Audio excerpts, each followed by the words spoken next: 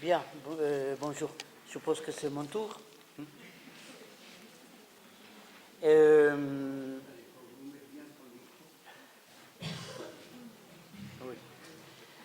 Bon, bon, très content d'être là, et en espérant apporter quelque chose à un thème important et très galvaudé. Je commence par moi. C'est pas très. Salulka, c'est un nom d'origine polonaise. Mon père est polonais, je veux dire, émigré en Argentine, où il a connu au moins une femme. Je suis né, d'où l'accent.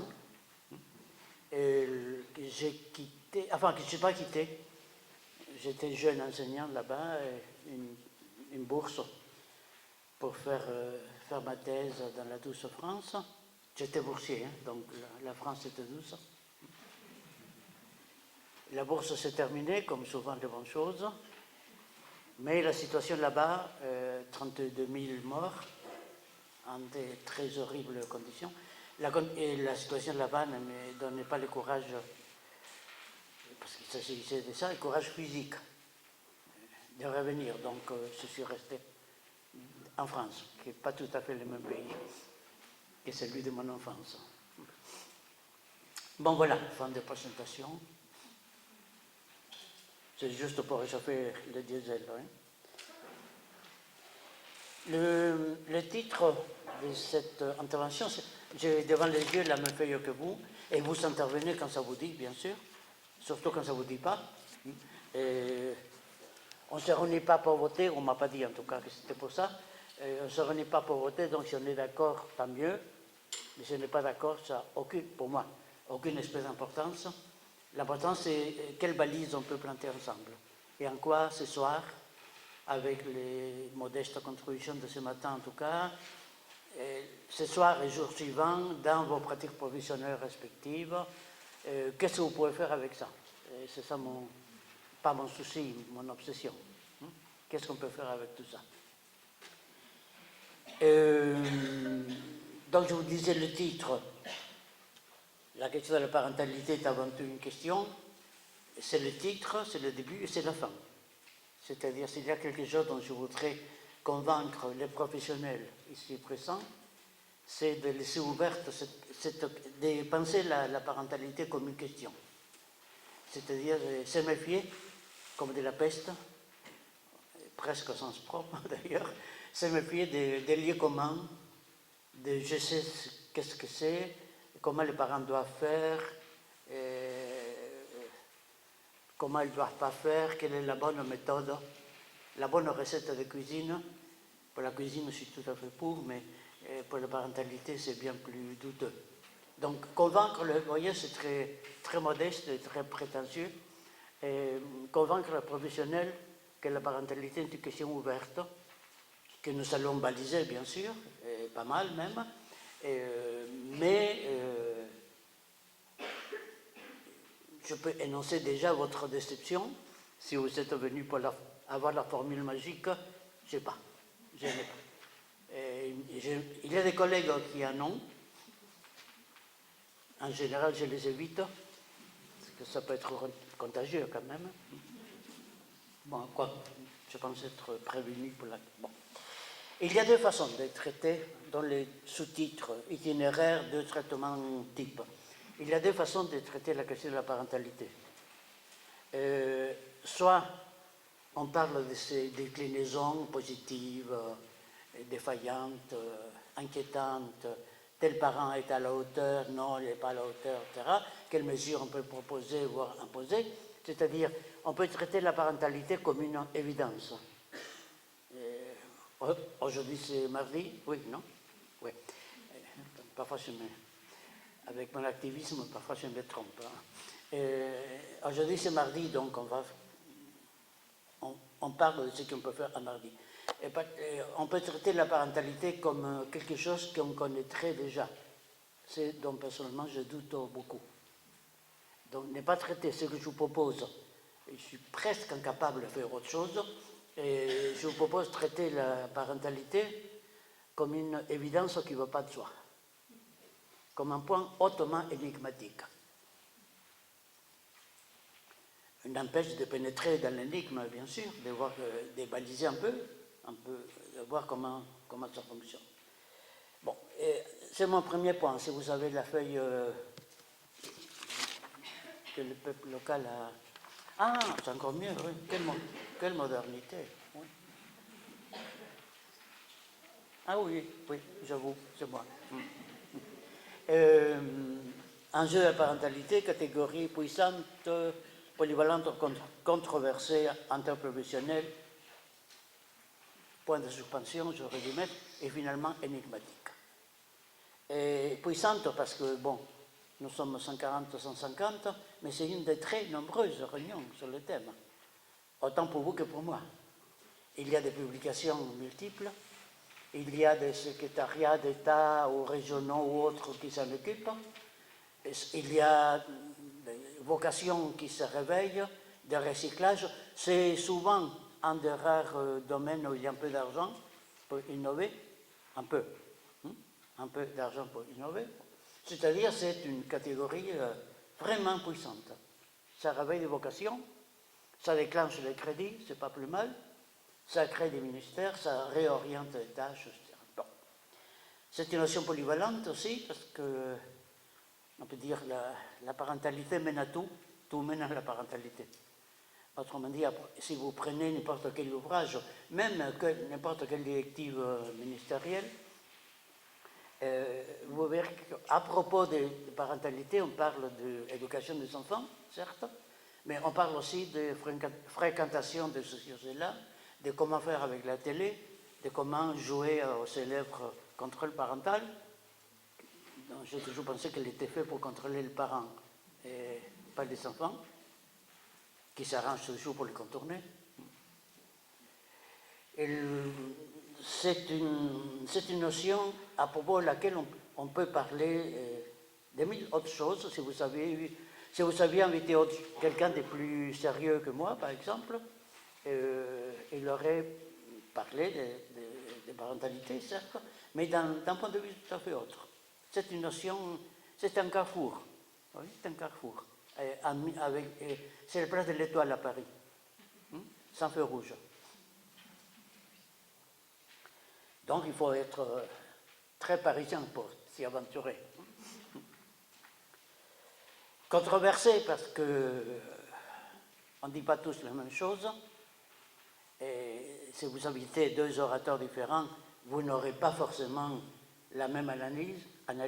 Les services sociaux ou la HEP ou autres qui s'occupent de parentalité ne le font pas tous de la même manière. Non seulement il y a des nuances, il y a souvent, comme je me balade beaucoup, il y a souvent des différences, pour ne pas dire des oppositions certaines. C'est une notion controversée. Elle n'est pas lisse. Elle est pleine d'arêtes même, qui piquent. C'est une notion interprofessionnelle parce que ce serait presque plus court de faire la liste de ceux qui n'interviennent pas en matière de parentalité.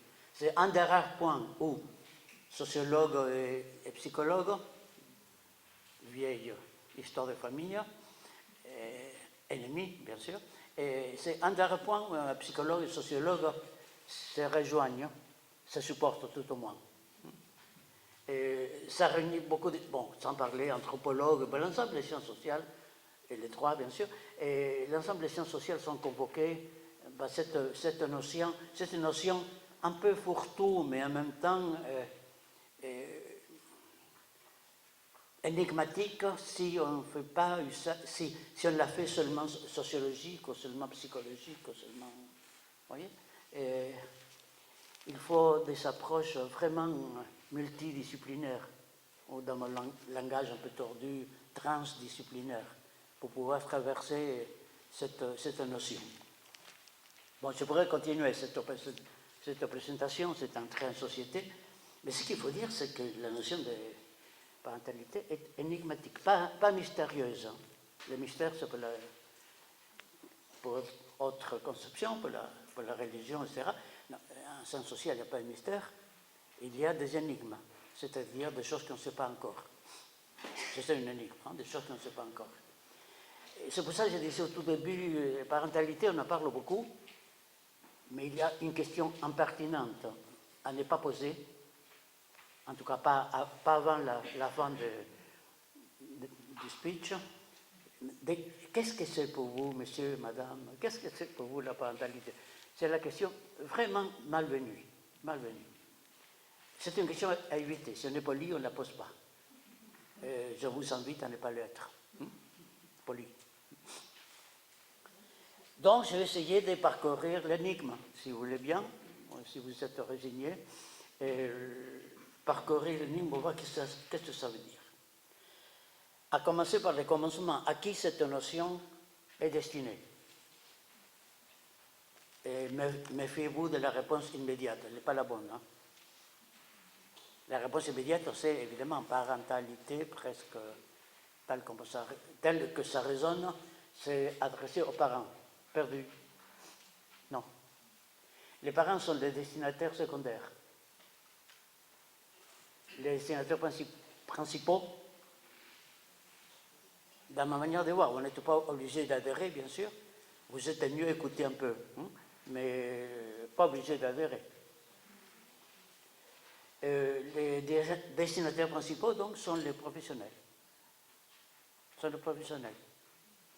C'est-à-dire, la notion de parentalité vise à, il me semble, vise à élargir le point de vue des professionnels, vise à faire passer un peu de courant d'air. Je sais, en France, c'est plutôt mal vu, le courant d'air, mais ça rafraîchit quand même. Ça rafraîchit la serre des convictions. On étouffe parfois. Ça ouvre du champ.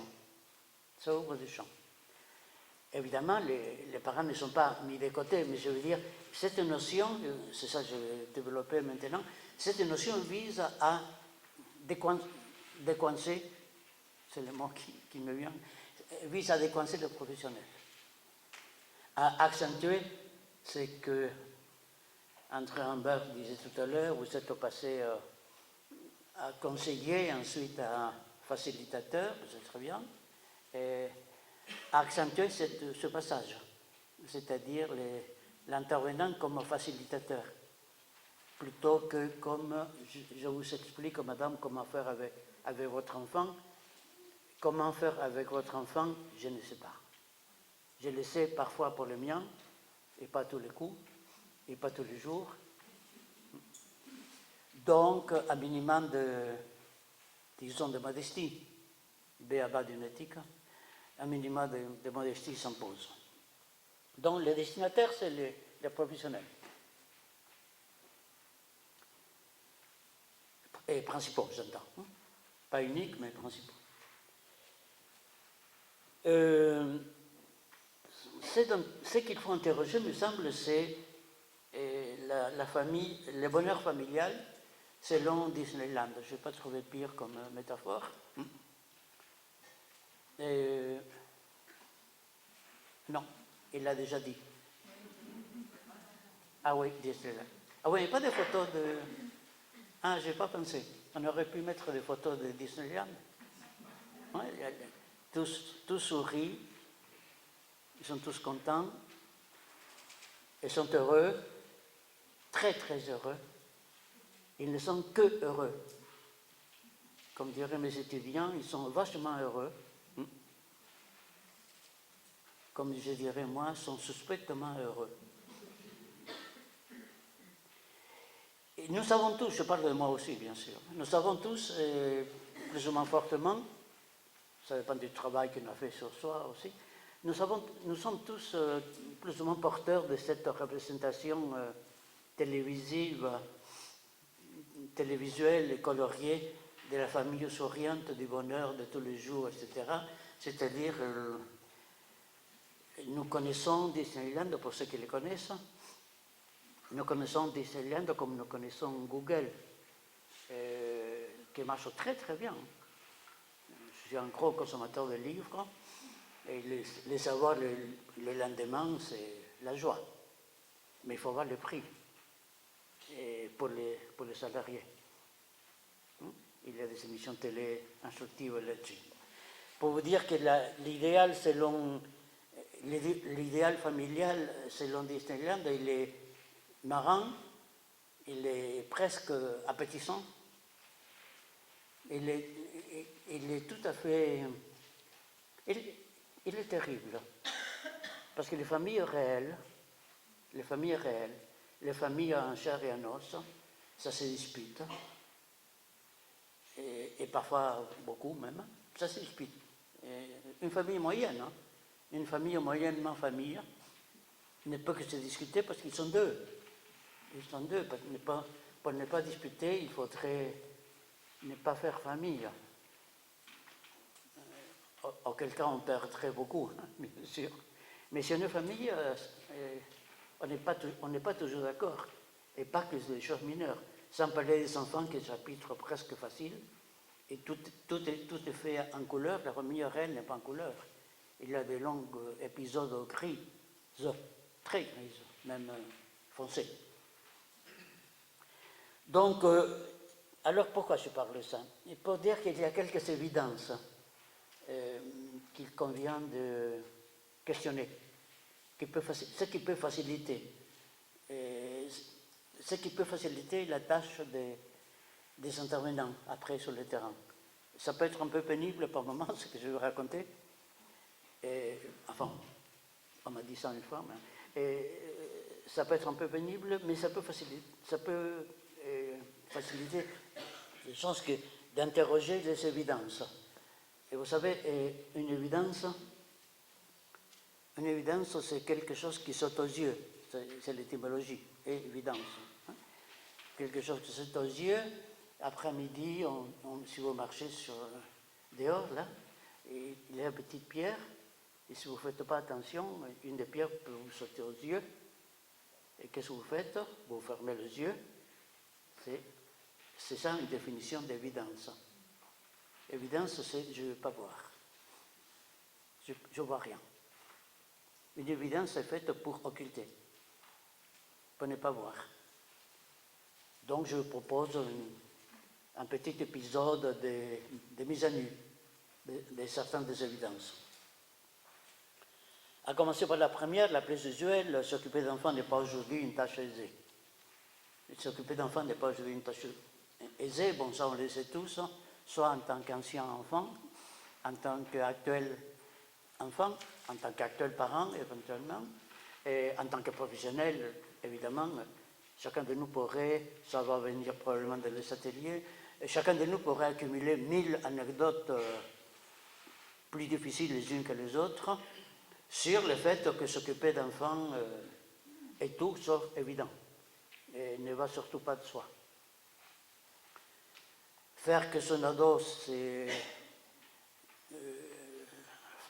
s'occupe de servir la table aux élèves malgré que c'est dimanche, ça peut relever de la prouesse au voltige, où les parents n'est pas toujours celui qui gagne la partie. Bon, bref, on peut donner bon, sans parler de la consommation des drogues dont je m'occupe beaucoup ailleurs, chacun de nous peut donc accumuler des vraies anecdotes, des vraies situations de la difficulté à s'occuper aujourd'hui d'enfants. C'est pourquoi, c'est une des raisons d'être de vos professions d'ailleurs. Parce qu'autrui a des difficultés à s'occuper aujourd'hui d'enfants. Bien. Alors, qu'est-ce qu'on fait avec ça? On regarde les mots. S'occuper aujourd'hui d'enfants. Aujourd'hui. Pourquoi? Parce que s'occuper d'enfants a toujours été pas facile. Il n'y a jamais eu une seule époque dans l'histoire de l'humanité, même la Bible en regorge d'exemples, et il n'y a aucune époque dans l'histoire de l'humanité où s'occuper d'enfants, ça allait de soi. Chaque fois qu'au bistrot, ou au métro parisien ou autre, quelqu'un commence un discours avant, sachez qu'il va raconter une historiette. Il ne va pas faire un constat de réalité. Avant, les enfants obéissaient. Ouais, mais qu'est-ce qu'ils faisaient en cachette? De quoi à quel prix, qu'est-ce qu'ils pensaient de vous. Avant, ils ne s'intéressaient pas. Avant, ils ne passaient pas leur temps avec les petites machines, qu'une bonne partie parmi nous, ça ne s'échappe pas complètement. Et à notre époque, ce n'était pas ça, évidemment, parce qu'il n'y avait pas. Oui, c'est la raison plate. Il n'y avait pas. Nous, on s'occupait avec des mangas. Et plus jeune encore, avec telle et telle historiette.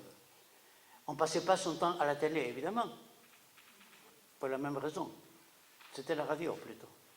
Ou c'était pas la radio, c'était la bande du quartier. Bon, pour dire quoi? Pour dire que tout discours sur la difficulté aujourd'hui est un discours de quelqu'un qui a oublié son passé, qui est historiquement très ignorant, qui ne sait pas que l'histoire de l'humanité, c'est l'histoire des déboires de l'humanité. L'histoire des difficultés, des joies aussi, certes, mais des déboires des enfants qui n'obéissent pas, mais ça n'a rien de contemporain. Il y va de la définition d'enfant, qu'en bonne partie, ils n'obéissent pas. Gare à la psychose, sinon. Elle est toujours obéissante, disait une dame, je fais beaucoup d'analyses pratiques, qui est mon sport préféré. Je ne comprends pas, elle a toujours été très obéissante. Vous voyez, très bien. Non, ce que vous dites, c'est qu'il a toujours été obéissant. De là, de Dieu que c'est très bien, je ne suis pas sûr. Oui. Je ne sais pas, qu'est-ce que... Aujourd'hui, en revanche, les plus petits, 4 ans, est bien plus inquiet et inquiétant que l'autre de 15 ans. Oui, parce que nous ne sommes pas comme avant non plus. Les enfants grandissent, donc les parents aussi. Ils ont moins de patience, moins d'intelligence éventuellement. Et nous sommes, les parents, je parle de moi toujours. Enfin, je veux dire, je m'inclus dans les lots. Je ne parle pas que de moi, mais je m'inclus dans les lots. Ils sont plus ou moins démodés. Bon, tout ça pour dire quoi? Bon, pour dire qu'élever des enfants, aujourd'hui non plus, ça ne va pas de soi. Aujourd'hui non plus. Par là, je ne veux pas dire que tout revient au même. Ce que je veux dire, c'est qu'il faut pouvoir repérer de quelle manière, aujourd'hui, s'occuper des enfants ne va pas de soi. Mais que s'occuper n'est pas évident, ne va pas de soi, c'est vieux comme l'humanité. Ce qui reste à voir, oui, c'est comme les gens qui disent oh, avant c'était plus simple. Ce sont des gens qui ont la mémoire courte. Aujourd'hui, tout est compliqué. Certainement, aujourd'hui, les choses sont très compliquées, très souvent inutilement compliquées. Aujourd'hui, ils sont compliqués, mais aujourd'hui aussi. C'est pas la vie moderne, comme on dit, avec plein de majuscules, et la vie moderne est complexe. Avant, bon, comme je ne suis pas toujours très poli, avant quand vous pouvez dater avant. Ah, d'accord. Eh oui, il n'y a pas de date. Il n'y a pas de date parce que même une société dite primitive, avec des Indiens, des plumes et compagnie, une société dite primitive, ethnologue bien connu, Lévi-Strauss, a eu besoin de très très gros ordinateurs pour déchiffrer le rapport de parenté, qui pour eux, pour les indigènes, était d'une simplicité totale. Pourquoi? Parce qu'il n'y a pas de société simple, parce qu'il n'y a pas de vie simple. Ce dont il faut parler, c'est de comment, disons, ce dont il faut parler, c'est de la complexité d'aujourd'hui, pas d'une complexité qui existerait aujourd'hui et pas ailleurs.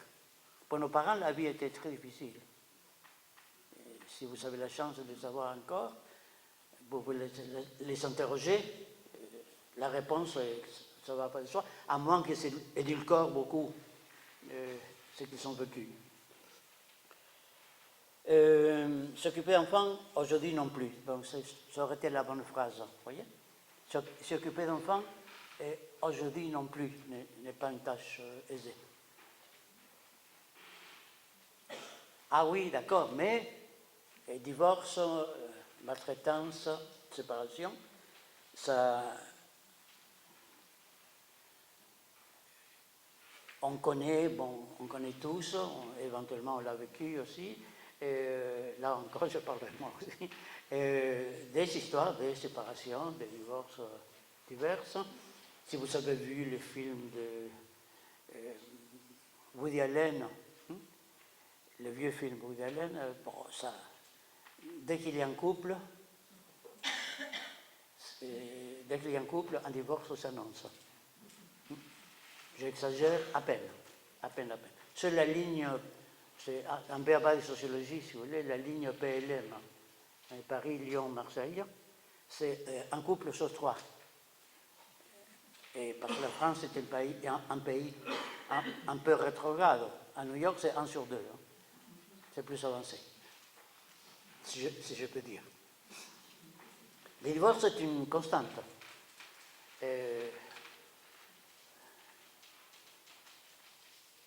Ma petite fille, 4 ans, m'a expliqué une fois, il y a peu, que les parents d'Antel n'ont pas encore divorcé. Bon, ce qui me sauve, c'est d'être sociologue rapide dans sa tête, pour le moment en tout cas. Donc, évidemment, j'ai compris à quel point c'était, oui, c'est comme je disais, j'ai pris mon yaourt au déjeuner, les parents n'ont pas divorcé encore.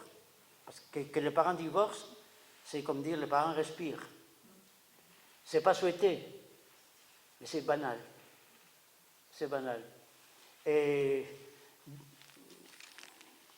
ça marque la fin de la famille? Oh, non, non, non, non. Ça marque la fin de certaines illusions. Et on se marie pour la vie, tant qu'on veut d'une certaine vie. Sans parler du fait que aller expliquer aux femmes battues qu'il ne faut pas divorcer. Les religions sont souvent d'un sadisme complet.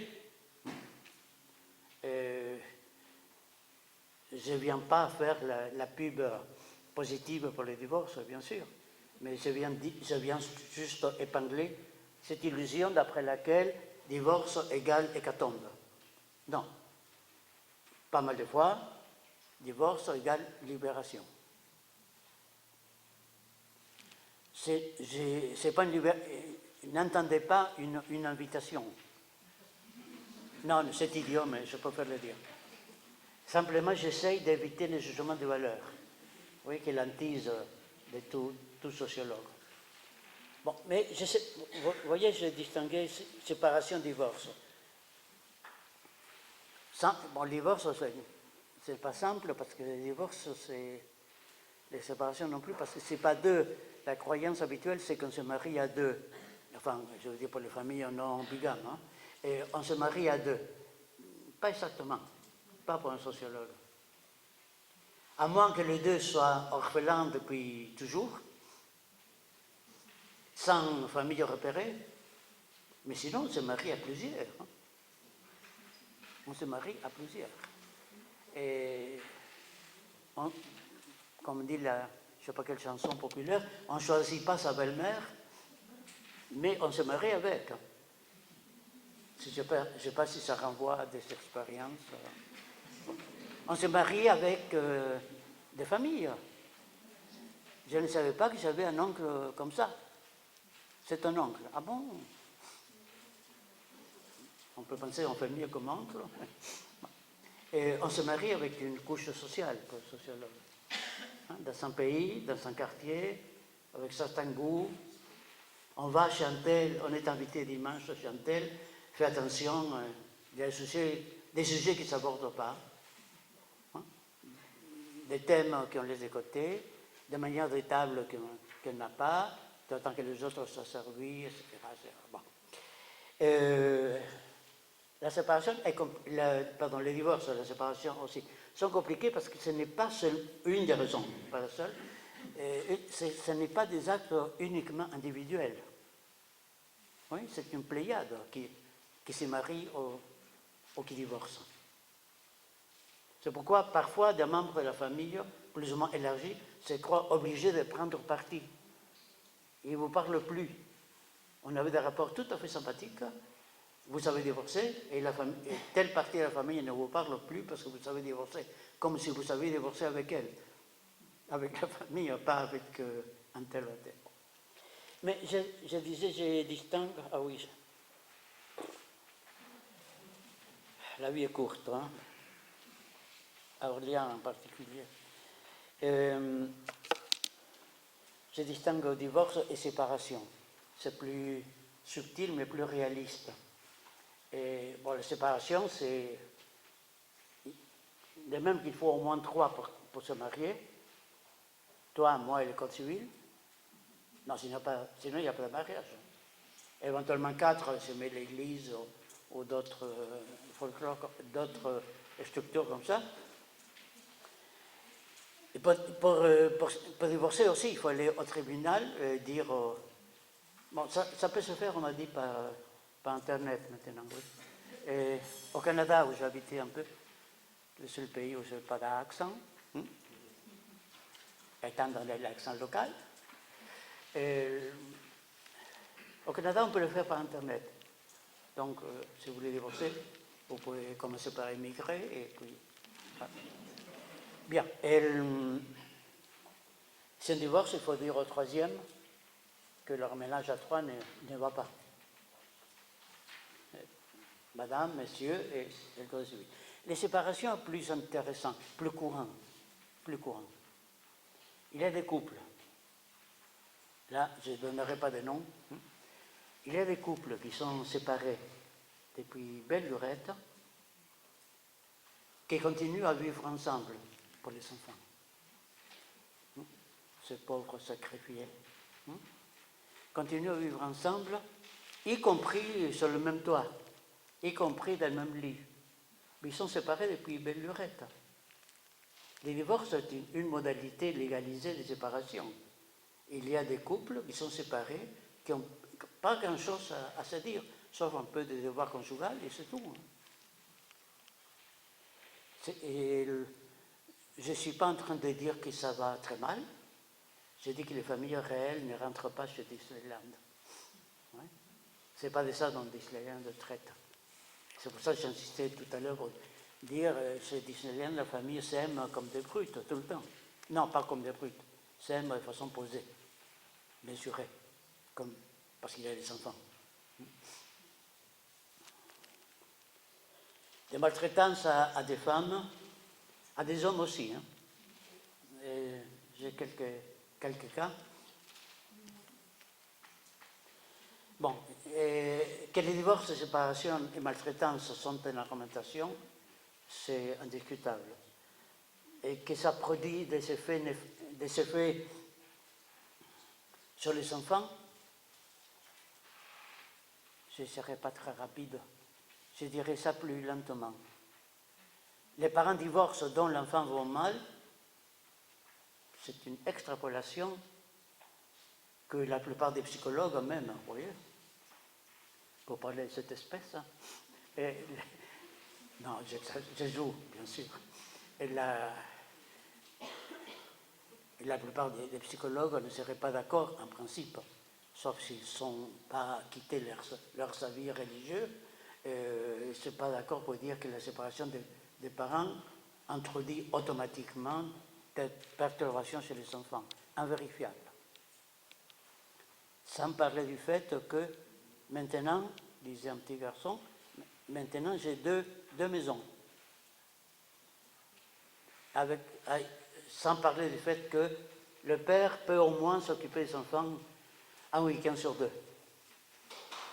Ce qui n'était pas le cas avant, et ça ne s'occupait pas. Il y avait beaucoup de boulot, beaucoup de maîtresses, etc. Bon, c'est la même chose.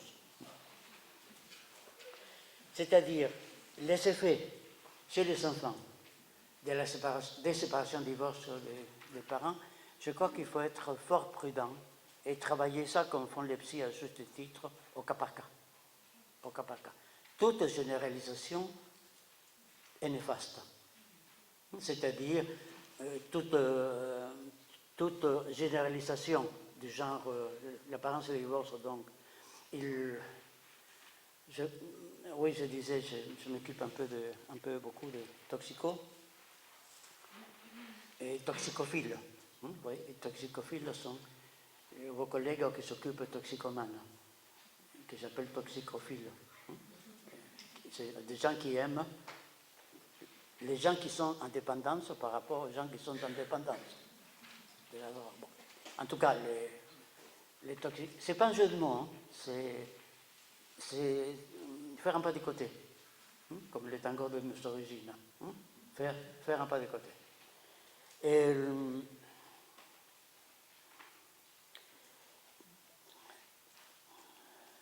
pardon, parce que par moments je me perds, à force de divaguer évidemment. Bon.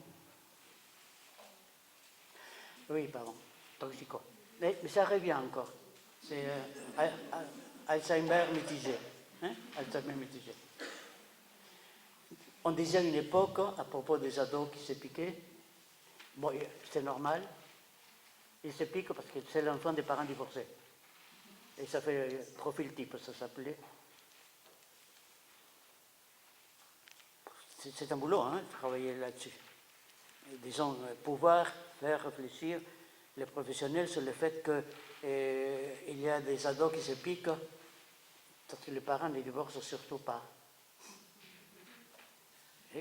J'invente rien, parce qu'ils sont toujours ensemble, à tel point ensemble qu'il n'y a même pas la place pour eux, pour les ados en question. C'est-à-dire, dès qu'on invente un rapport cause-effet direct, il faut être presque sûr que ça ne va pas, que l'explication est batteuse, forcément. Il est comme ça parce que les enfants de... Mais non. Un ancien récent président de la République était enfant, avait été abandonné par son père. On peut dire que après c'est les Français qui ont payé leur Édipe manquant. Non, ça dépend de sa compétence politique. Bon, dès qu'il y a profil type, en principe, c'est une généralisation indue. Plus on a une expérience réduite, et plus on fait des généralisations pas possibles. Avec le temps, l'âge et les échecs sont très bons.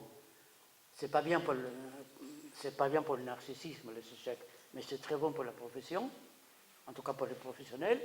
Et avec les échecs, on apprend à être un peu plus mesuré et à pas sortir les statistiques trop vite. Bien.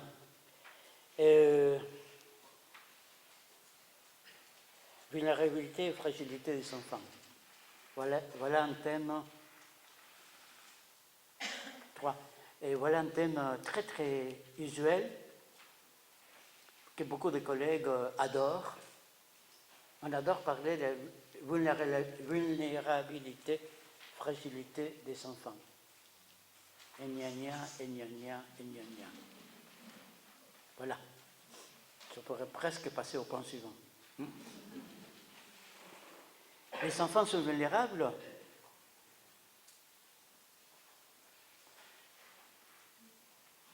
Je suis très poli, j'attends. J'attends, j'espère que la personne dise en quoi ils sont vulnérables, parce qu'ils sont pour résister des parents pareils. Pour résister, n'est-ce pas, à notre bien-aimée éducation nationale. Pour résister à ce qui se passe dans la cour.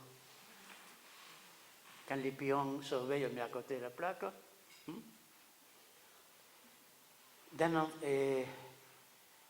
Quand il est délaissé ou trop aimé, ou quand maman me dit « je t'aime plus que papa », il faut être fortiche pour endurer ça.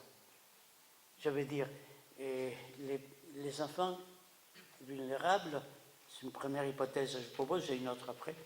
Les enfants vulnérables est une invention des parents, des psychologues, des sociologues qui se prennent pour Tarzan. oui, pour continuer dans la panoplie Disneyland. C'est-à-dire vulnérable? Non, on ne peut pas être enfant et vulnérable, à moins que la vulnérabilité soit une stratégie de survie. Vous voyez? Est-ce que je veux dire qu'ils sont tout puissants? Oui, bien sûr, mais Freud le montre bien mieux que moi, bien sûr. Ils se veulent très puissants. Mais ce que je veux dire, c'est que les enfants n'ont pas le monopole de la vulnérabilité. C'est ça que je veux dire. N'ont pas le monopole. Les enfants sont... Vous savez, je m'occupe, me dit un tel, analyse pratique, je m'occupe d'enfants qui sont très vulnérables. Ah bon? Et vous, ça va? Elle a rogi, la dame en question, parce que c'est pas possible. C'est pas possible. Et on ne peut pas surestimer à ce point la fragilité ou la vulnérabilité des enfants.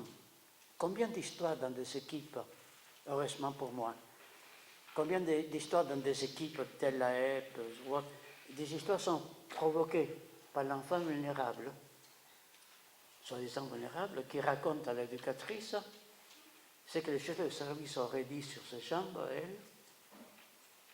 Ça provoque des histoires entre sexisme et violence faite aux femmes, etc. Mais ça, c'est un carruban de 3 ans qui raconte ça. Et tu sais ce qu'il a dit Emmanuel de toi? Que tu es mieux en jupe qu'un pantalon. Et pourquoi il a dit ça? Là, je préfère la définition de Freud, pervers polymorphe, qui est très honorable comme définition. En tout cas, ça ne met pas les enfants sous la coupe d'un angélisme qu'ils n'ont pas. C'est la mère de famille délicieuse qui dit, mais je ne sais pas qu'est-ce qu'il cherche, elle est toujours dans mes jupes. Qu'est-ce qu'il cherche? Il est toujours dans mes jupes. Bon, je ne sais pas qu'est-ce qu'on peut chercher quand on est dans les jupes.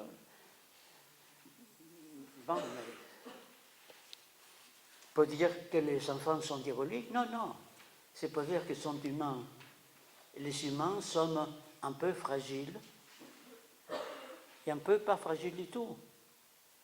Chacun de nous, il vaut mieux être au courant, chacun de nous a des zones, a des jardins secrets, hein, des choses dont il vaut mieux ne pas parler, y compris avec ses intimes, y compris avec soi-même. Chacun de nous a des fragilités, à moins que vous, vraiment vous preniez pour des Tarzans accomplis. J'ai cherché les qualificatifs. Non, chacun de nous a des fragilités. C'est pour ça que vous faites le boulot que vous faites, d'ailleurs. Et c'est pour ça que vous le faites comme vous le faites. Et c'est pour ça qu'il y a des situations qui vous touchent beaucoup, et d'autres absolument pas. Ça vaut pour moi aussi, ça va de soi. Donc, mettre tout le paquet, disons, tout le paquet fragilité sur les comptes des enfants me semble d'une ignorance majeure. Bon, et c'est la projection pure et simple. En parlant de la fragilité des enfants, de quelle autre fragilité vous ne voulez pas parler? Telle est la bonne question. Quand vous parlez tout le temps de la fragilité d'autrui, de quelle autre fragilité vous ne voulez pas parler? La réponse est facile, hein? De la sienne. De la sienne.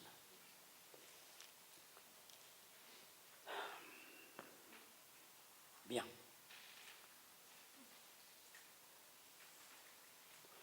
Et deux petites mises au point, 34, 35. Ah non, vous l'avez retapé, 4, 5 donc. La différence entre père et mère, et d'un côté, géniteur, génitrice. Bon. Et en français, on dit, en droit aussi, la famille naturelle, la famille d'adoption. Bon, comme je suis métèque, je m'arrête toujours sur le mot. Famille naturelle. Ce matin à l'hôtel, il y avait un jus de fruits avec des colorants naturels.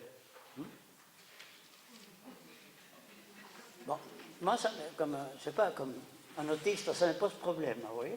peut-être je le suis, je ne suis pas au courant, mais un colorant naturel, une famille naturelle, c'est la même chose. D'une famille, on peut tout dire, sauf qu'elle est naturelle. Sauf qu'elle est naturelle. Il faut du code civil. Il faut un certain nombre de devoirs et de droits. Il faut un certain logement, certaines modalités de coexistence. Si on fait des enfants, on est tenu à certains devoirs, l'école notamment, et la famille est tout sauf naturelle. Sans parler du fait qu'il y a donc des familles dites naturelles et des familles dites d'accueil. Bon, là, je comprends plus rien, parce que ça veut dire que la famille naturelle n'a pas d'accueil, qu'elle n'accueille pas. Comme on dit aux familles d'accueil qu'il ne faut pas s'attacher à l'enfant. Je trouve ça digne du sadisme haseux. Digne du sadisme. Il faut s'attacher, mais pas trop. Combien?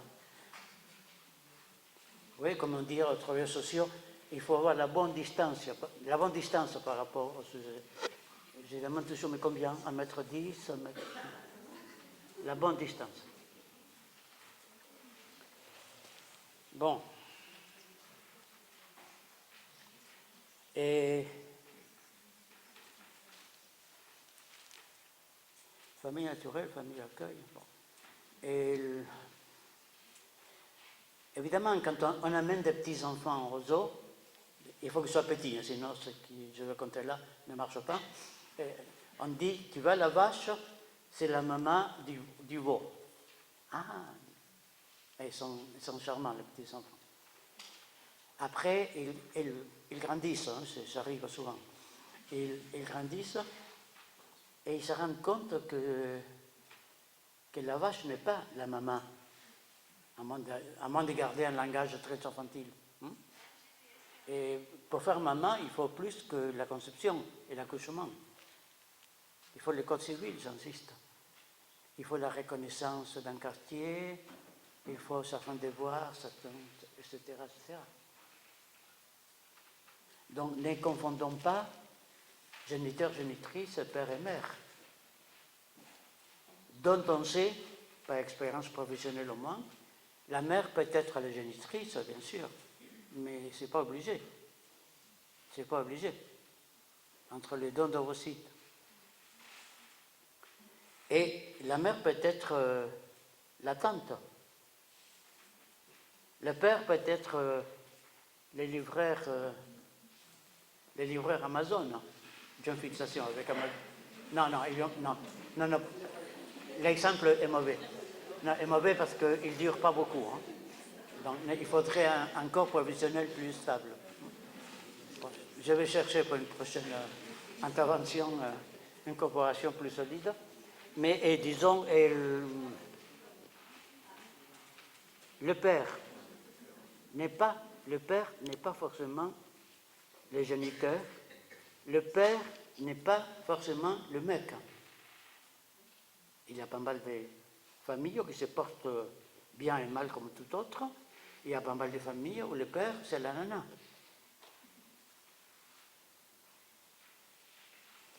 Point de suspension.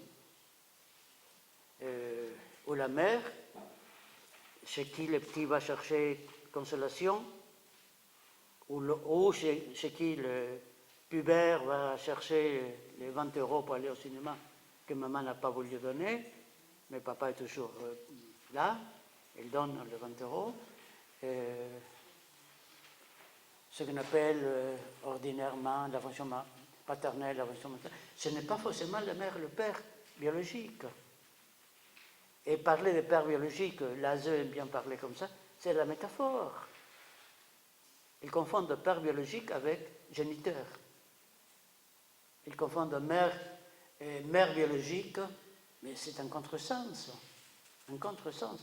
Et la mère biologique, c'est la génitrice, grand bien lui fasse. Mais pour être la mère ou le père, il faut les élever, hein, un peu. Un peu. Pas forcément sur le même toit. Mais là, ce sont des situations, je ne peux pas entrer dans les détails, parce que le temps passe trop vite. Et oui, plein de situations où les tensions avec l'assistante maternelle, par exemple, sont provoquées en partie en tout cas, par cette... ils ne sont pas mis au clair sur qui est la mère, qui est le père, de quelle manière, et qu'est-ce que l'assistance sociale qui a fait le placement, comment elle voit les choses, etc. Bon. Donc, juste pour dire que père et mère, c'est une chose, géniteur, génitrice en est une autre. Ça peut ou pas coïncider. Et le père peut être la nana, j'insiste. Le père peut être l'oncle d'Amérique, etc., etc. Une autre différence qu'il convient de faire, c'est entre sexe et sexualité.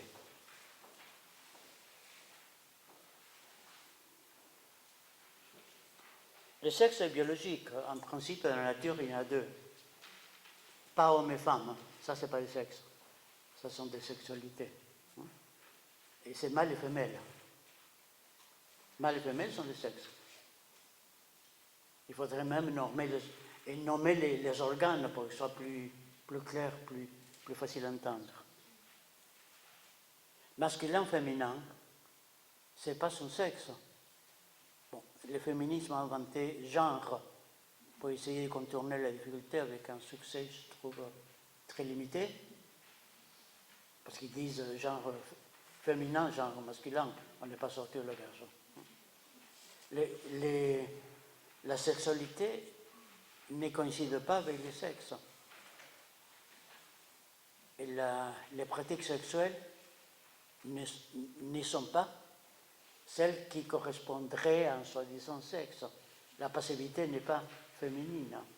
Et l'activité, voire une certaine brutalité, n'est pas masculine. Comme c'était de ce sens. C'est une histoire, ça. C'est une histoire, il y a des bouquins à lire, Histoire de la sexualité, Michel Foucault, et il y a disons, c'est une construction historique, il y a des hommes, je veux dire, il y a des mâles hautement féminins, sans être homosexuels pour autant. Il y a des femmes viriles, sans être lesbiennes pour autant. Ça, je suis, autant que possible, en dehors de Disneyland.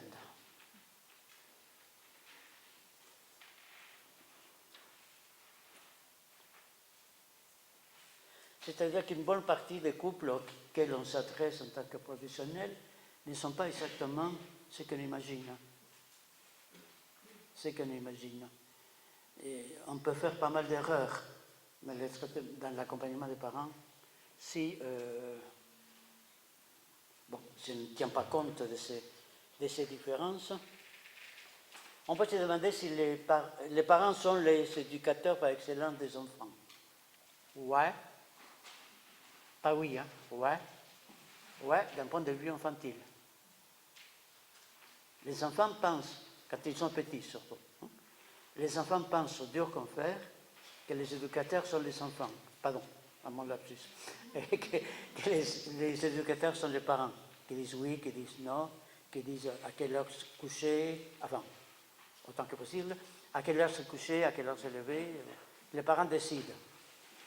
C'est bien, ça dure quelques années, cette illusion infantile. Mais après, bon, il y en a des enfants qui tournent mal, très très mal, certains qui deviennent sociologues même. Oui. Là est un problème. Parce que là, ils se rendent compte que les parents décident des choses, mais par délégation. Oui, comme la secrétaire qui signe une circulaire par délégation du président, avec un tampon. Par délégation. C'est-à-dire les parents ne le font pas. Et dans certains cas, c'est heureux. Les parents ne font pas avec les enfants ce qu'ils veulent. Ils font à peu près ce qu'ils doivent. Ce qui correspond à leur situation sociale, à leur avenir probable, pour les sociologues, tout le monde, à ce qu'on fait dans notre famille, à ce qu'on fait dans notre quartier. Surtout que les enfants, je parle là oui, des nos-enfants. Nos enfants, nous les parents, ne sommes absolument pas les seuls à les élever. À moins que les pauvres enfants soient mis dans un placard depuis sa naissance ou presque, et on les jette à la pitance comme ça, l'enfant est élevé, entre autres, par ses parents. Entre autres. On connaît tous un adage africain, il faut tout un village pour élever un enfant. Traduit en occidental, il faut toute une classe sociale pour élever un enfant. Et ce n'est pas papa, maman seul qui les élève. Ça, c'est une illusion délicieuse, touchante et, comme toute autre, fausse.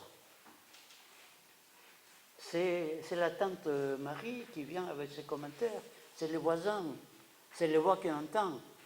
Sans parler, exemple archi facile, l'école. L'école fait partie, n'est-ce pas, c'est le moins que je puisse dire, fait partie de l'éducation des enfants. Plus encore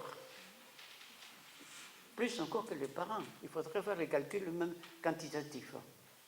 Combien d'heures? Pardon?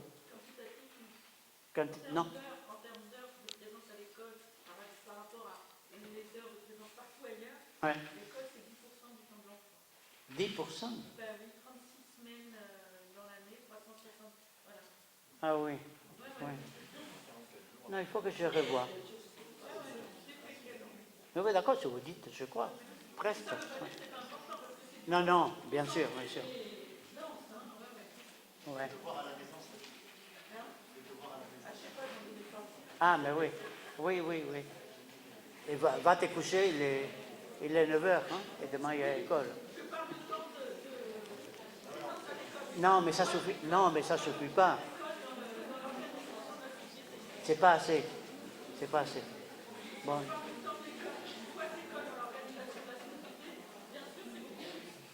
Oui, mais ça suffit pas, les 10%. Non, non. Bon, ça mérite un café, madame.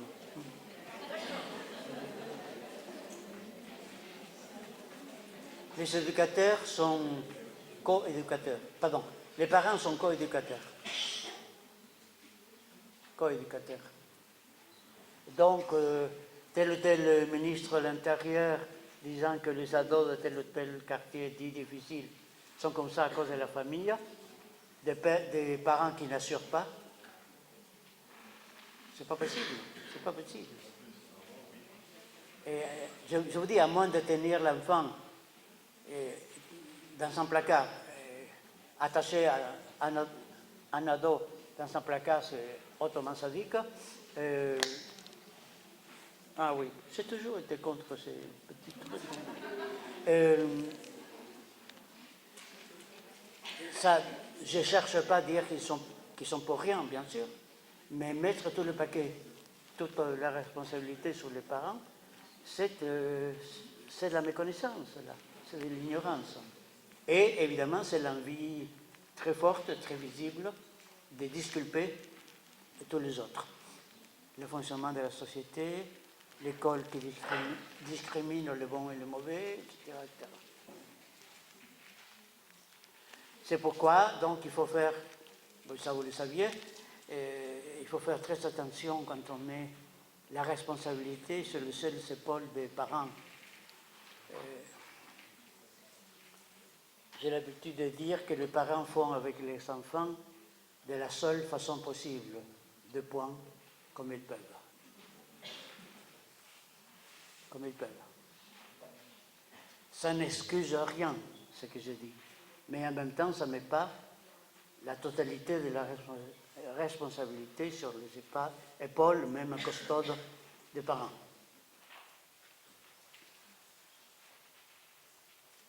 Bon, reste à élucider un ou deux points et après tout deviendra définitivement, je ne sais pas, clair ou obscur, ça dépend. Que fait-on avec les conditions psychiques, les configurations psychiques des enfants, des parents, des intervenants? Voilà, il faudrait que j'ai beaucoup de temps pour développer chacun de ces points. Mais les enfants ont des caractéristiques. Et, pas forcément l'autisme, mais telle ou telle tendance, capricieux, névrotique, c'est très développé. C'est presque... La névrose, c'est aux limites de la normalité, hein, en société capitaliste. Être normalement névrosé, ça ne se dit pas, donc on dit normal. Mais c'est une normalité statistique, hein, bien sûr. Bon. Et les parents, et bien sûr aussi, les parents ont des caractéristiques. Je ne dis pas qu'ils sont des tares, les enfants non plus, les intervenants non plus. Je ne dis pas qu'ils sont des tares ou des défauts, etc. Je dis que les parents ont des caractéristiques, c'est important. Pas encore de défaillances, des caractéristiques. Et les parents sont conscients comme ça, évidemment, puisqu'ils sont vivants. Quand on est vivant, on a des symptômes. Hein. Quand on est vivant, on a des symptômes, on a des manies, on a des rituels, on a des trucs que pour des raisons tout à fait mystérieuses qu'on ne connaît soi-même, on ne veut pas faire, ou on s'entête à faire tout le temps. Les parents ont des caractéristiques psychiques, oui, bien sûr. Ils ne sont pas normaux. Ah. Et ça, oui, c'est grave. C'est grave de la part de celui qui prononce les sentences. Ils ne sont pas normaux. Parce que nous ne savons pas ce que normal veut dire. La normalité est une moyenne statistique, pour un sociologue. Moyenne statistique. Être normal pendant l'occupation, vous vous souvenez, non? Enfin, vos parents, en tout cas. Qu'est-ce que c'était être normal pendant l'occupation? Si vous étiez un bon Français. Non? Ça vaut pour tous les pays, d'ailleurs. Hein? Bon. Et les intervenants, parce que j'apprends rien à personne en disant que, j'ai avancé tout à l'heure, je crois, en disant que le boulot qu'on fait et la manière d'après laquelle on le fait, les conditions dans lesquelles on fait ce boulot, ont à voir avec des dettes réelles ou imaginaires que je dois payer, à voir avec je ne veux pas qu'il arrive aux enfants ce qui m'est arrivé à moi, ou bien le contraire, je voudrais partager avec les enfants le bonheur qui fait le mien quand j'avais leur âge, c'est-à-dire les intervenants, c'est très banal, hein, cette charge-là. Enfin, j'aimerais que ce soit banal. Et les intervenants ne font pas ça pour l'amour de l'art. Les intervenants ne font pas ça, même pas pour l'amour des enfants. Même pas pour les conditions de salaire, que ceux que j'en sais ne sont pas terribles. Pour rester dans l'euphémisme. Et les intervenants font le boulot qu'ils font aussi, mais ça n'a rien de péjoratif de ma part, font le boulot qu'ils font aussi à cause d'eux. Ils vont en crèche, ou à l'AEP ou ailleurs, aussi pour des histoires à eux, dont ils sont ou pas conscients, dont ils sont ou pas au courant. Avec quoi vraiment je vous prie d'entendre ce que je dis, pas ce que je ne dis pas. Je ne dis pas que ça invalide ce qu'ils font du tout. Pour que tu t'occupes effectivement des enfants qui chialent tout le temps, qui font pipi caca sans arrêt, et la maman n'a pas prévenu qu'elle a une diarrhée. Je fais beaucoup de crèches aussi, je fais beaucoup de tout le temps. Je me demandais comment elle faisait, la jeune fille, très jeune d'ailleurs, pour supporter ce boulot. Je voyais son expression, son nez qui se tordait, vous voyez. Comment elle faisait, jusqu'à comprendre qu'elle sublimait les odeurs, parce qu'elle pensait à elle. Oui, à ce qu'elle faisait quand elle... Moi aussi, quand j'étais petite, j'ai eu fréquemment des diarrhées. Ah bon, d'accord. C'est-à-dire, il y a chez chacun de nous une dimension psychique qui peut être, qui peut être bien sûr de différentes sortes, une dimension psychique qui joue tout le temps. Je dis ça pour éviter qu'on imagine qu'on fait ça parce qu'on est sérieux, parce qu'on a un bon profil professionnel, ça aussi. Mais aussi parce que j'ai des comptes à régler avec ma mère, pour le dire comme ça, oui. ou des remerciements à apporter jusqu'à la fin de mes jours pour tout ce qu'ils m'ont donné. Bon. Tout ça existe. La question c'est quel statut?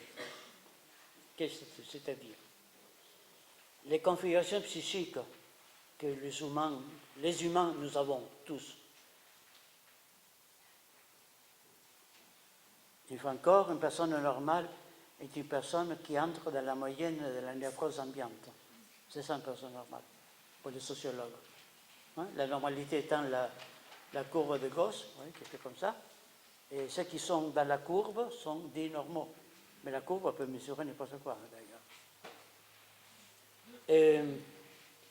Quel statut de condition psychique? C'est-à-dire, ça explique tout, sont donc des explications exhaustives. La psychologie est une explication exhaustive de ce que je fais, ou de ce que je ne fais pas, ou bien c'est une dimension incontournable. Je ne sais pas si c'est clair, parce que la fatigue commence à nous envahir tous, moi compris. Et en plus, il n'y a pas de whisky, je crois. J'ai oublié de dire dans les contrats d'embauche. La psychologie, chacun fonctionne tout le temps. Je mets mon intimité au vestiaire quand j'arrive à 8h10, blabla, c'est pas vrai.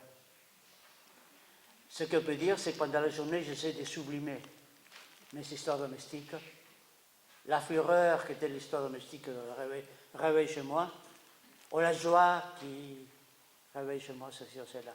Mais disons, la dimension psychique est toujours présente. D'où l'intérêt et la nécessité qu'il y ait des psychologues qui s'en occupent un peu, bien sûr. Mais toute la question, je vous disais, je commençais à dire, mais je crois que ce n'était pas tellement bien dit par moi. La question, c'est si la dimension psychique explique mes comportements, ou bien explique la totalité de mes comportements, ou bien si c'est une dimension parmi d'autres. Oui, si vous répondez qu'explique tout, donc il n'y a rien d'autre que la psychologie, donc du coup il n'y a pas de salaire, il n'y a pas de politique sociale, il n'y a pas de ministère qui dicte, qui sort des ordonnances typiques de quelqu'un qui n'a jamais vu une crèche, ou qui n'a aucun souvenir en tout cas. Si vous dites que c'est une dimension importante, c'est ma proposition. Si vous dites que c'est une dimension importante, mais pas unique, il faut nommer les autres dimensions. Est-ce que j'essaie d'aller aussi doucement que mon anxiété me permet, mais c'est une lutte que je perds systématiquement d'ailleurs. Et vous comprenez, soit on discute, en tout cas je ne vous propose pas de discuter de l'existence d'une dimension psychique, bien sûr, connue et inconnue de nous. Inconnue de nous, ça s'appelle inconscient. Bon. Connu, inconnu de nous. Des histoires que j'ai réglées avec papa, maman, avec la grand-mère, avec plein de monde. Bon. Mais c'est ça qui me pousse dans mon boulot. Ça s'entend souvent en analyse pratique. C'est l'amour des enfants qui m'amène à l'embauche, c'est un lieu commun fatidique. Hein. Moi, je m'intéresse beaucoup aux enfants. Bon, quand on a un peu de confiance, on dit à la candidate, oui, vous voulez dire que vous vous intéressez aux enfants aussi. Mais à votre enfance aussi, vous vous intéressez? Oui, oui, bien sûr. Bien sûr. Bon, c'est une dimension incontournable. La question est de savoir si vous l'utilisez dans vos pratiques professionnelles concrètes tous les jours. Si vous l'utilisez comme explication ultime, elle est comme ça parce que elle est ceci ou cela, psychiquement ceci ou cela, ou bien si vous l'utilisez comme une explication partielle, utile, mais qu'il faut compléter par d'autres. Et là, la question va être, quelles sont les autres dimensions? Quelle est l'autre dimension? L'autre dimension est sociale. Si j'étais sociologue, je dirais idéologique et politique.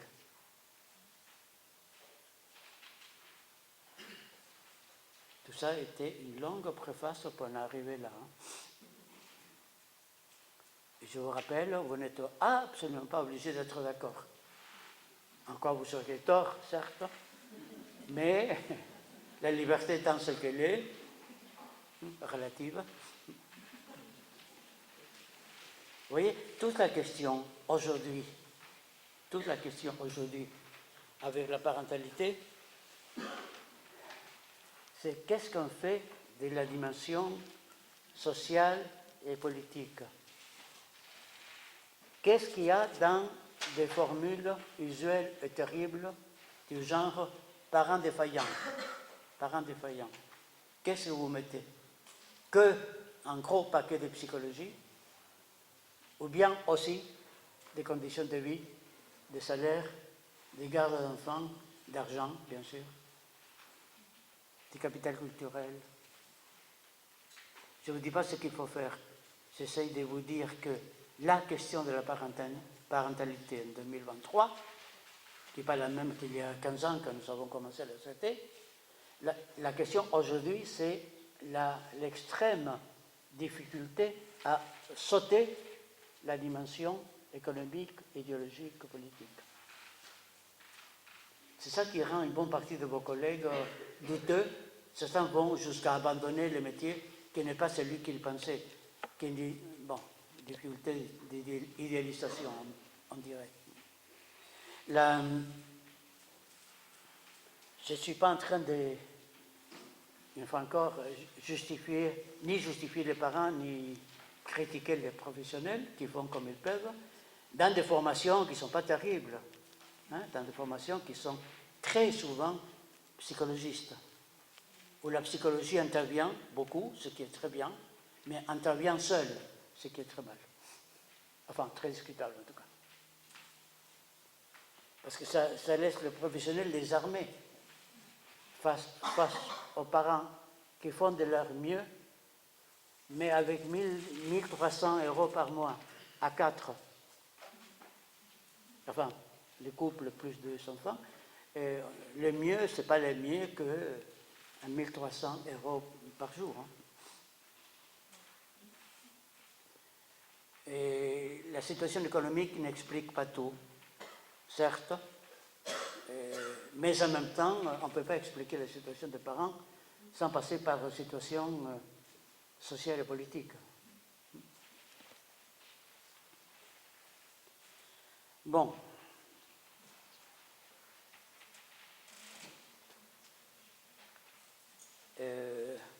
On s'est terminé.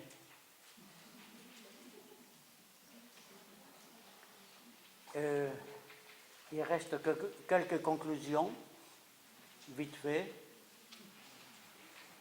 Ah oui, il faudrait changer la photo.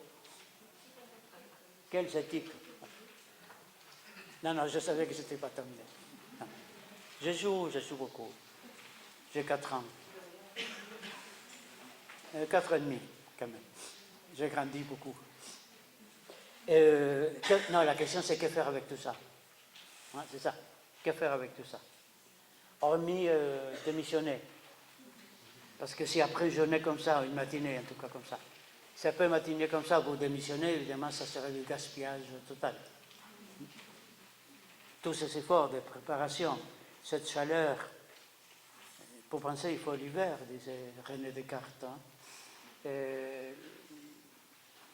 Cette chaleur, bon, non, c'est comment faire un travail le moins illusionniste possible. Comment, pour parler comme les ados, comment se la raconter un peu moins. Les ados de banlieue.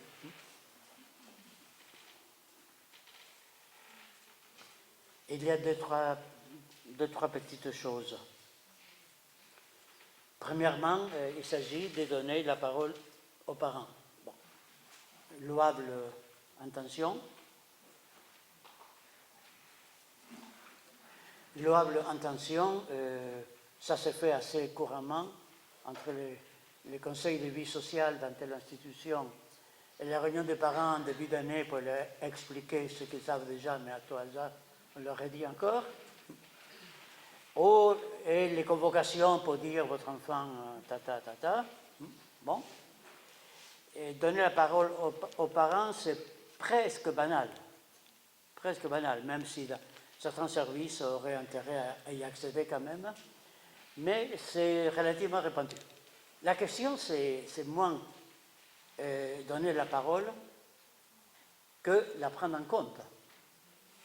Donner la parole peut consister à dire cause toujours. Ah, vous pensez qu'on crie beaucoup auprès des enfants, que les impose beaucoup. Ah oui, c'est intéressant ce que vous dites. Bien, la suivante. Non, la question, c'est prendre en compte la parole. C'est-à-dire faire avec. C'est-à-dire reconnaître les rôles d'experts des parents. Et pas seulement à propos de leurs enfants, du fonctionnement de l'institution aussi. C'est-à-dire faire des parents non seulement des consommateurs, mais aussi, jusqu'à un certain point, à décider en commun accord, des décideurs. On peut être très étonné que des parents ne fassent pas partie de tel ou tel conseil qui décide ceci ou cela. Mais c'est la moindre chose, sont les destinataires, donc forcément, il vaut mieux compter avec leur consentement. Mais vous direz, certes, mais il y a des contraintes institutionnelles, raisonnables, une partie, absolument plus fortes que bien d'autres. Et les familles peuvent être condamnées, c'est pas le mot. On peut décider, l'autorité administrative, voire l'autorité judiciaire, on peut décider que de l'intérêt de l'enfant, et Dieu sait, parce que Dieu sait qu'est-ce que ça peut vouloir dire, s'il y a quelqu'un qui le sait, c'est Dieu. Donc, comme on sait que les voies du Seigneur sont impénétrables, difficile à savoir. Bon, une famille, cela dit, une famille peut être mise en situation de devoir consulter, voire de devoir placer son enfant chez telle institution, telle famille. La question, c'est comment travailler avec les contraintes. Bon, là, il faut savoir, vite dit, disons, il faut savoir que d'une part, travailler sur contrainte, vous travaillez toujours. Hein. Il n'y a pas de pratique professionnelle, en la matière en tout cas, il n'y a pas de pratique professionnelle sans contrainte, explicite ou implicite. Les parents mettent les enfants chez vous, dans tel ou tel service ou institution, ou même à eux, mettent les enfants parce qu'ils sont obligés, pour des conditions de vie, pour des salaires, pour des logements, etc. Et pour socialisation accrue. Le problème, je veux dire, ce n'est pas de travailler sous contrainte. Et la question, c'est, dirait un sociologue, après j'ai traduit à l'accent près, la question est de ne pas naturaliser les contraintes. Naturaliser, c'est-à-dire ne pas imaginer que les contraintes sont... Ne pas faire croire aux familles que les contraintes, c'est normal. Dire aux familles, c'est une proposition, ce qui suit que vous n'êtes absolument pas obligé de suivre. Dire aux familles que oui, c'est une contrainte. Moi non plus, madame, moi non plus, je ne vois pas bien pourquoi ils ont dicté ça. Mais essayons d'inventer quelque chose pour satisfaire cette contrainte sans nous trahir beaucoup. Vous voyez? Ce que je vous propose, c'est, si vous voulez, sinon il faut attendre midi et c'est bon. Hein. Et ce que je vous propose, c'est de développer des stratégies de contournement. la loi est faite petit A pour en tenir compte, et pas jouer l'idiot avec ça. La loi est faite pour en tenir compte, petit b, elle n'est pas faite pour obéir. Celui qui obéit, c'est mon surmoi. Moi, je suis d'accord. Oh, c'est mon surmoi. Il faut tenir compte de la loi. Ça ne veut pas dire qu'il faut se soumettre. Toutes les lois, et vous le savez aussi bien que moi, toutes les lois ne sont pas justes et légitimes.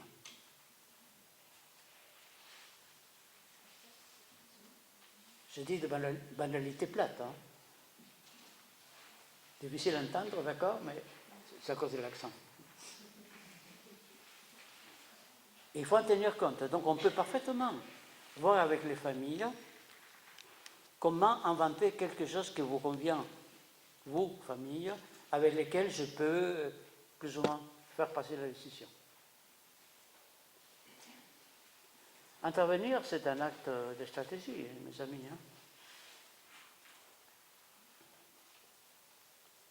Avec broche finale, c'est-à-dire aperture.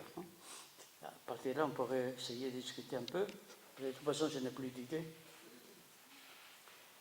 Qu'est-ce qu'on peut faire avec les parents? Bon, plein de choses, bien sûr. On peut faire deux choses, fondamentalement. On peut faire pour. Vous avez été formé à ça. Faire pour. Faire pour, c'est...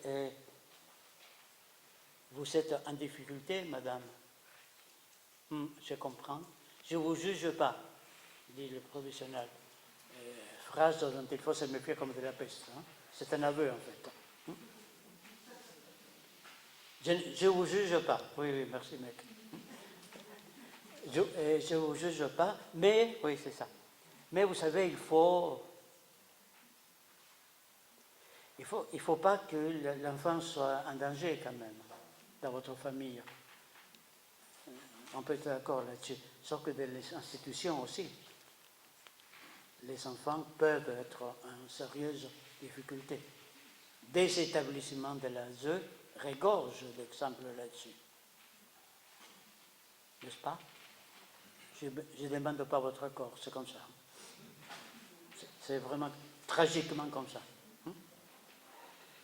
Donc, faire pour, c'est je sais ce qui est bon pour vous. Je sais ce qui est bon pour vous, j'ai été formé pour ça. J'ai fait même un diplôme en plus. Je sais très très bien ce qui est bon pour vous. Faites-moi confiance. Faites ce que je vous dis et ça va aller pour le mieux. Il faudrait jeter amen et c'est bon. Faire pour, bon ça va. Il y a parfois des parents qui acceptent ça très bien. Je vous fais confiance. Monsieur, madame, je vous fais confiance. C'est vous qui savez. En plus, vous êtes la directrice, je ne sais pas quoi. Bon. C'est vous qui savez. Je mets ma vie dans vos mains. Ça s'appelle masochisme. Il y a des usagers qui acceptent volontiers, qu'on s'occupe d'eux, du placement, à quelle heure les biberons, à quelle heure les biberons, à quelle heure ceci ou cela, de quelle manière, les discours qu'il faut avoir, la porte fermée quand vous faites l'amour avec votre mari, conseiller de vie, conseiller total. Il y a des parents, sûrement, je n'ai pas votre région, je ne la connais pas particulièrement, mais il y a des parents qui acceptent volontiers quelqu'un qui leur explique ce que leur propre maman aurait dû, d'après eux, leur dire. C'est parfait. L'intéressant sont les usagers, les familles, les parents qui se rebiffent. Oui, ça c'est très intéressant. Les calours. Les parents non collabos. Toute ressemblance avec un épisode réel est purement nécessaire. Les parents, les calours, il était d'accord, il est revenu la semaine d'après avec la même demande. Mais vous étiez d'accord? Si, mais je n'ai pas pu. Mais il a plu. Mais quel rapport la pluie oui, oui, non, c'est vrai. Mais non, je n'ai pas pu. D'accord, bon, la semaine prochaine, d'accord. Ça peut durer des mois. Hein. Les cas lourds. Les clients non coopérables. Très intéressant. Très intéressant. Qu'est-ce qu'on peut faire? Bon, soit vous appelez la psy pour qu'elle s'en occupe. Il doit avoir un service SOS psy. Un service d'urgence.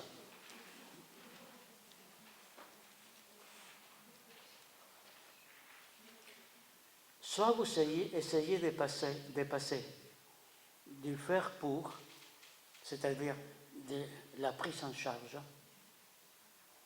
La prise en charge. Arrêtez-vous 30 secondes sur la formule. La prise en charge. Ça fait lourd. Hein? Vraiment, ça fait lourd. La prise en charge, passer de la prise en charge à la prise en compte. C'est-à-dire passer du faire pour, je sais ce qui est bon pour vous, etc., et passer du faire pour au faire avec. Faire avec. Je veux dire ce qui est bon pour vous. Vous mentez, vous ne savez pas ce qui est bon pour elle. Ce que vous savez, c'est que ce serait bien pour elle si elle, c'était vous. Mais ce n'est pas vous, c'est elle. Avec son histoire, son mari, son quartier, son niveau culturel, etc. On ne sait jamais en réalité ce qui est bon pour autrui. C'est une illusion infiltrée par les formations, mais on ne sait pas ce qui est bon. On a quelques repères. Et la formation permanente, c'est pouvoir analyser sa pratique, c'est ça. Vous voyez, c'est pouvoir apprendre des usagers à partir d'eux. Car les formateurs ne sont pas seulement dans les centres de formation, les formateurs sont aussi chez eux, au domicile, dans la rue, selon. Bon, alors c'est pas bon, tout ça est assez mauvais, mais c'est comme ça. S'il fallait conclure, ce qui est impossible, mais quand même, s'il fallait synthétiser, disons, faire une petite rapide synthèse, je dirais que la question de la parentalité s'est posée depuis toujours, même si le terme est relativement récent, 1956, en anglais, 58 en français, mais disons, le terme est récent. Le fait de s'occuper des enfants, le fait que dans la famille, il y a de l'amour, de la solidarité, autant que de disputes diverses, des frustrations majeures, ça c'est vieux comme l'humanité. Ce qui fait, ce qui expliquerait que la question de la parentalité se pose aujourd'hui de façon forte, au point que 140 personnes parmi bien d'autres viennent écouter un petit mec qui dit des insanités pas possibles, mais il y a bien d'autres ailleurs. Il y a beaucoup à lire, beaucoup à travailler. Pourquoi? Parce qu'on ne peut plus, c'est une hypothèse, hein, on ne peut plus, à propos d'enfants, d'adultes, de parents, d'éducation, on ne peut plus faire l'économie de la dimension idéologique et politique. On ne peut pas escamoter le monde réel dans lequel nous vivons. Les familles ont des problèmes éducatifs, d'accord. Ont des problèmes financiers, d'accord. Monsieur picole beaucoup, d'accord. Mais il y a eu des messieurs qui picolent depuis toujours. Hein. La Bible encore, j'ai réalisé l'autre fois pour une autre intervention, c'est incroyable. La Bible est un bouquin porno, hein, sans photo, hein, sauf quelques images pieuses. Et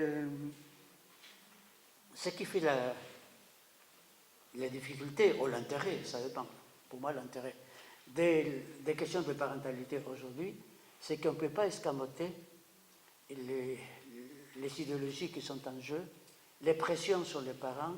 Cette idéologie, il faut fabriquer des enfants normaux. Et enfants normaux veut dire enfants conformes.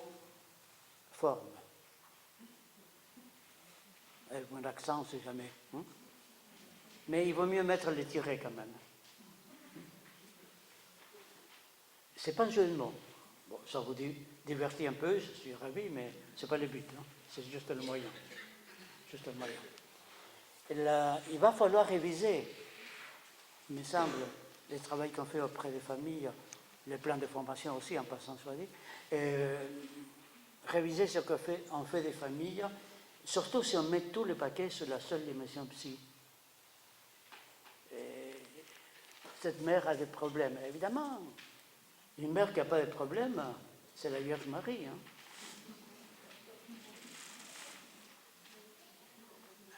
Et les mères réelles ont des problèmes. Je me demande même si elle ne déteste pas un peu son enfant. Mais je vous rassure, oui. C'est une mère réelle. C'est une mère réelle. Les enfants, c'est absolument très bien, bien sûr. Mais les enfants, c'est aussi gênant. Gênant. À tous égards. Y compris dans la relation avec son mari. Avant, on s'entendait très bien. Et maintenant, avec celui-là, je ne dis pas que la mère a raison, je dis que la mère a des raisons qu'il faut entendre et ne pas se tromper de métier. À ma connaissance, vous n'êtes pas nonne, qui est une noble profession, mais bon, il faut avoir une certaine vocation, je suppose. Vous n'êtes pas nonne, vous n'êtes pas sacerdote, en tout cas pas défroqué.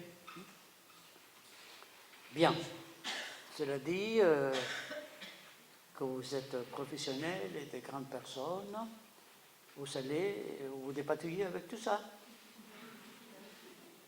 Amen. On a 15 minutes, c'est pas mal, non? C'est ça? Oui, c'est ça. J'avoue que mes sketchs me fatiguent. Bien. Il peut y avoir des points de désaccord, des questions. Oui. Et en bas des pages, en bas de la page papier, il y a une adresse mail pour vous dire à quel point je suis moderne. Et non, je réponds toujours aux mails. Toujours. Dans la semaine, hein, parce que je ne suis pas toujours là. Ah oui, ça ce sont des choses que j'ai commises. Mais il faut dire à ma décharge, j'étais jeune. Hein. Non, c'est pas vrai, le dernier, il a 12 ans. Bon. Mais vous l'avez sur la feuille, hein?